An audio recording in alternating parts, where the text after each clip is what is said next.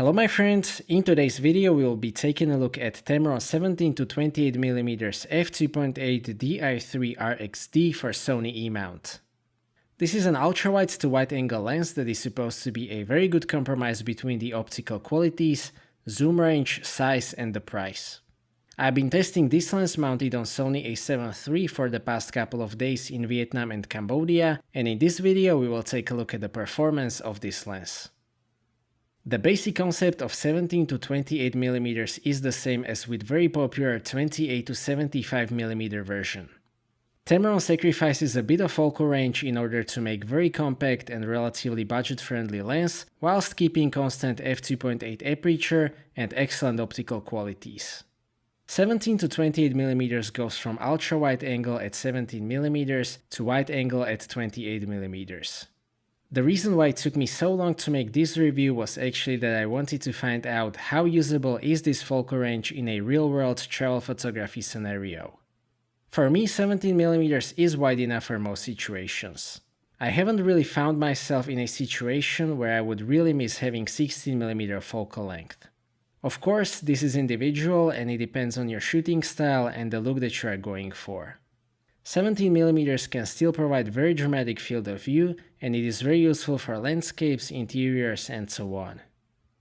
Because it only goes to 28mm, I had to do a bit more lens switching, but 28mm is very versatile focal length, so overall I found this focal range to be sufficiently useful. Regarding the physical specs, it is tiny and very light for a constant f2.8 ultra-wide full-frame lens. It is just 99mm long and it only weighs 420 grams, so it is remarkably portable. It also uses 67mm filter thread, just like the 28-75mm version and most E-mount lenses. That means that I can use it with my 67mm Freewell variable ND filters and Freewell magnetic quick swap filters. This lens is made of plastics, so I can't say that it feels premium, but it still feels very solid. It is weather sealed with a gasket around the mount. 17-28 also uses internal zoom.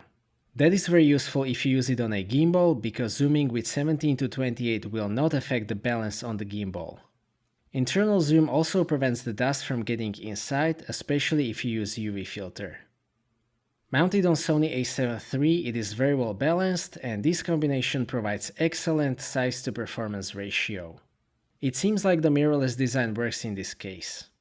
Regarding the controls, there is just the zoom ring and the focusing ring. The zoom ring is extremely smooth and it has very reasonable amount of resistance. The resistance is also completely consistent throughout the zoom range. The zoom ring is much better than the one on 28-75mm version. 17-28 uses focus by wire system, of course, which is also very smooth with reasonable amount of resistance, so it is one of the better focus by wire systems. Manual focusing is also linear. Regarding the optical qualities, 17-28mm f2.8 is very sharp lens. I have been testing it with 24mm full-frame sensor in Sony A7 III. It has pretty low pixel density, so it is not as demanding as 40+ megapixel sensors. Already at f2.8 the sharpness is very good throughout the frame at any focal length. At 17mm the sharpness is very good at f2.8. You will basically get the maximal sharpness already at f4. f5.6 and f8 increases the contrast and the sharpness by a tiny bit. f11 still looks great and even f16 looks very good. It is very similar at 20mm, but the sharpness is a bit better at f2.8 in the corners, and it is excellent from f4 to f11. From 24 to 28mm, even f2.8 is great throughout the frame, so we can basically use it anywhere from f2.8 to f16 and get great results. Sony FE 24mm f1.4 GM is an absolute benchmark at this focal length, so how does it compare? It is definitely sharper in the corners up to maybe f4, but beyond that the 24 megapixel sensor becomes the limitation and it just can't render more detail. Regarding the comparison with 28mm f2, Tamron 17-28 at 28mm destroys 28mm f2. Especially in the corners it is much sharper. I also really like the contrast, color reproduction, and overall optical character of this lens. The images taken with 17-28 just look really nice in my opinion. The micro contrast is very good and there is no unnatural tint. Together with great new Sony color science, you will get very nice pictures and videos straight out of the camera. It is not quite a 24mm GM level, which has even more character and contrast, but for a zoom lens, 17-28 has great optical character. F2.8 aperture also makes this lens very suitable for low light shooting.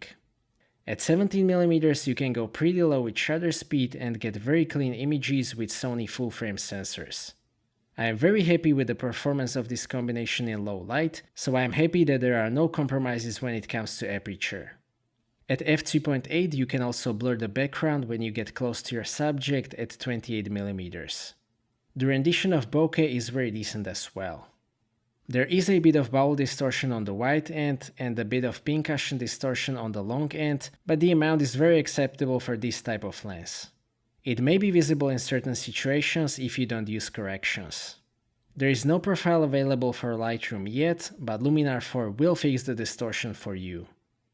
There is basically no visible chromatic aberration.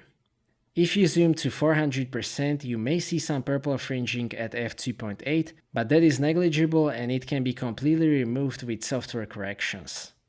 There is also some vignetting at f2.8 at 17mm, which is almost completely gone at f4.